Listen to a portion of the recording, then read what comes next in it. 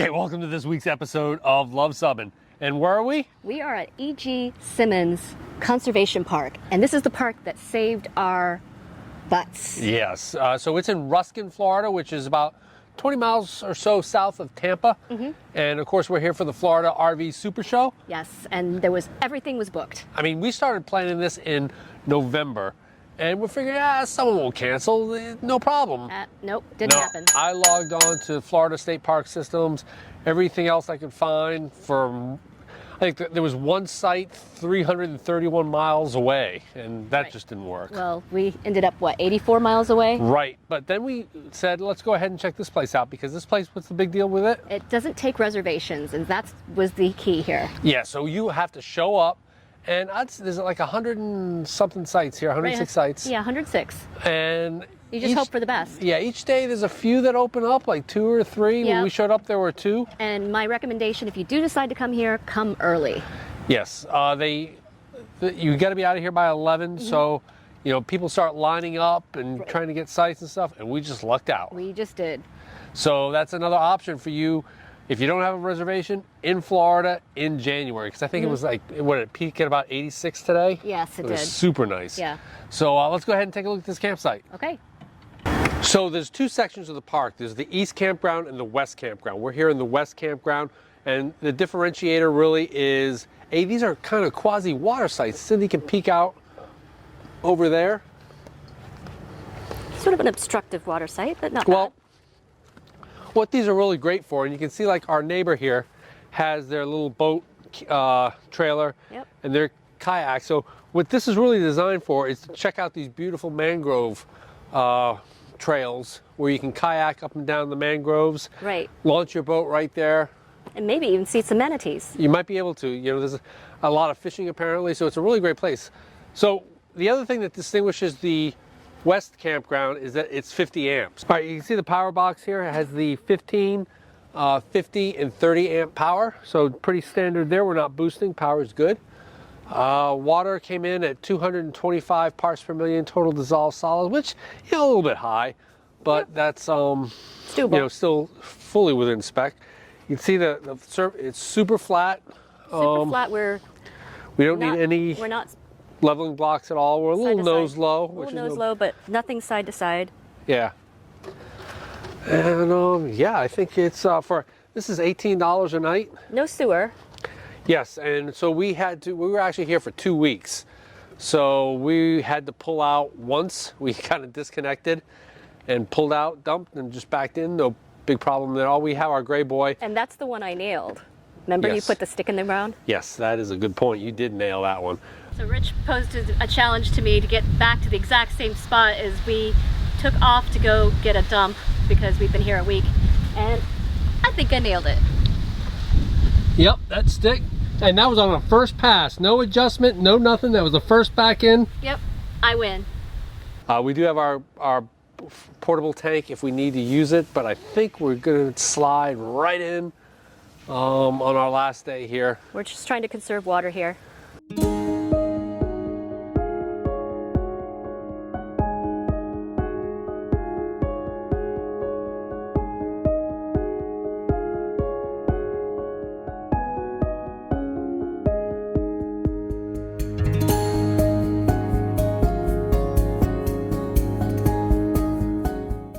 So from the beach at this campground, we can see 3 different locations. We can see St. Pete over there. St. Petersburg. St. Petersburg. We can see Tampa right back there. And we can see the power station where they have the little Manatee Conservation Park. Pretty cool. It's a nice warm day today, January 30th. All right, we're at Tampa Electric's Manatee Viewing Center. And, I don't know, I guess I'm the weird guy. That to me is awesome. That is beautiful in its own industrial kind of way. I think that's a future sloth furnace right there. Absolutely. Awesome. So we're gonna go see some manatees, maybe down at the end of the walk, Yeah, right? I think we're gonna go at the end there. Okay, let's go. Watch for baby manatees or calves in the canal with their mothers. The electric company uses water from Tampa Bay to cool their equipment. The manatees like the warmer water, especially on cooler days. That's why they hang around the electric plant.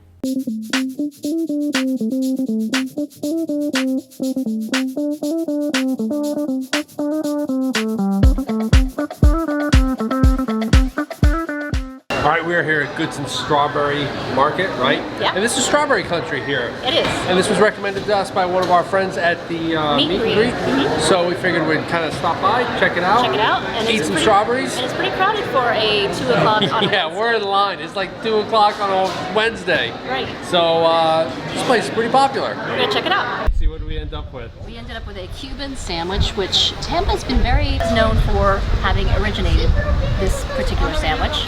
Yep, we're going to be checking more Cuban sandwiches out while we're here. And a strawberry muffin and strawberry shortcake with whipped cream.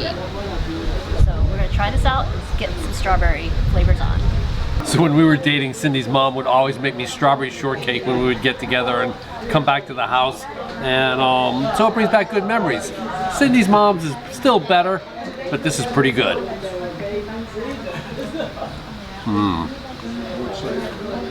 Extra whipped cream. Yes. That has a lot of strawberries in it. So let's give it a shot. Buckle up.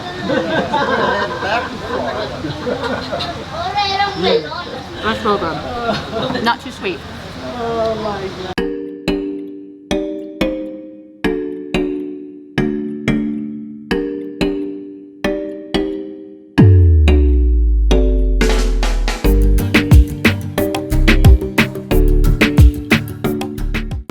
Okay, we are here in Tampa, and one of the things that we didn't know about is when you think of the Cubano sandwich, what do you think of? We think of Miami, Florida, maybe? Absolutely, because the high Cuban population, but there was actually a huge Cuban population here in Tampa. Because they did cigar manufacturing here back in the day.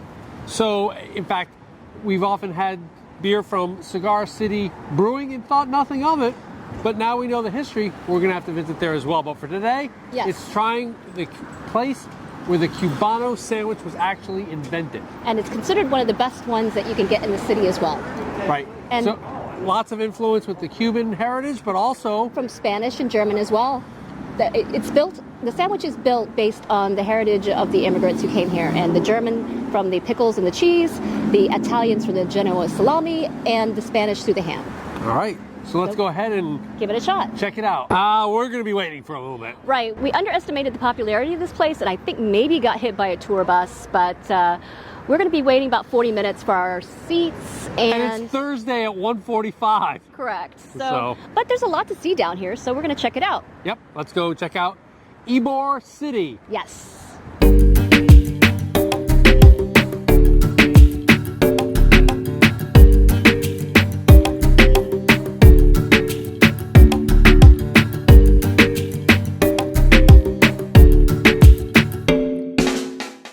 So what do you get for a drink there, Beans? I got a mojito, and I love the fact that it came with a sugarcane stick. And this is a very light drink.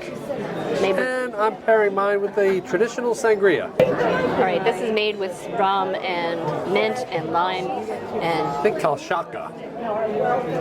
that is so good. Probably one of the best mojitos I've ever had. So this is the world famous Cuban sandwich, and we're gonna go ahead and take a.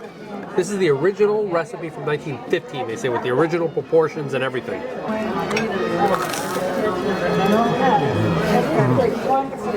How is it?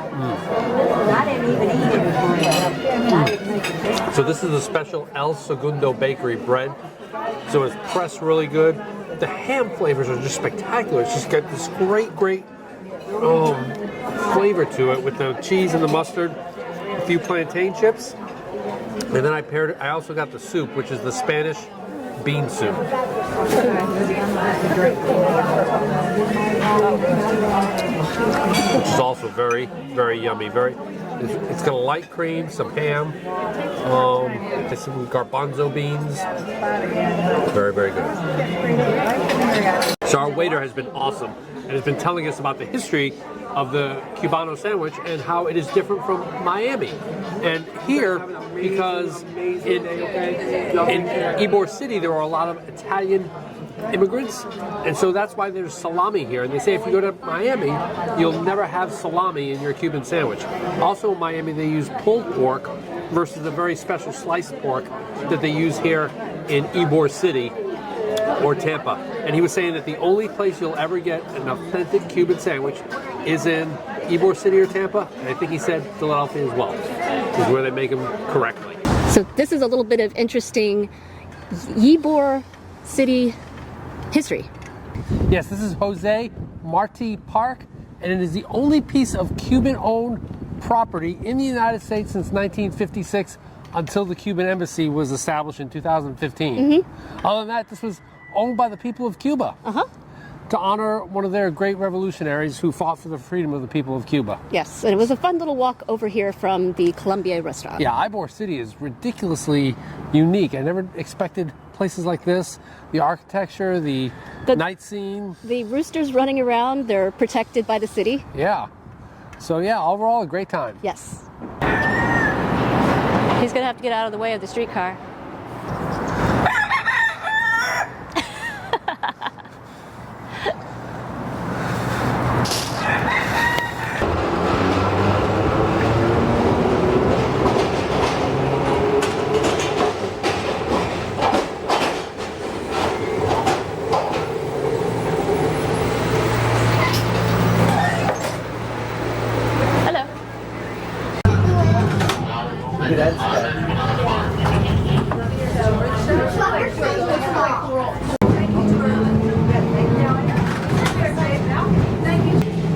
Station 3, 15th Street, Station 3. I think this is our first streetcar ride in the United States. What do you think? Maybe. Can't recall of another one. Yep. Join us next week as we find another unique solution to camping in Florida without reservations. So if you like this video, Give us a big thumbs up and if you think we've earned a subscription, click to subscribe. and comment below if you found a way to camp in Florida without reservations. Because we come out with RV and Airstream related videos just like this one every Tuesday. Thanks for watching.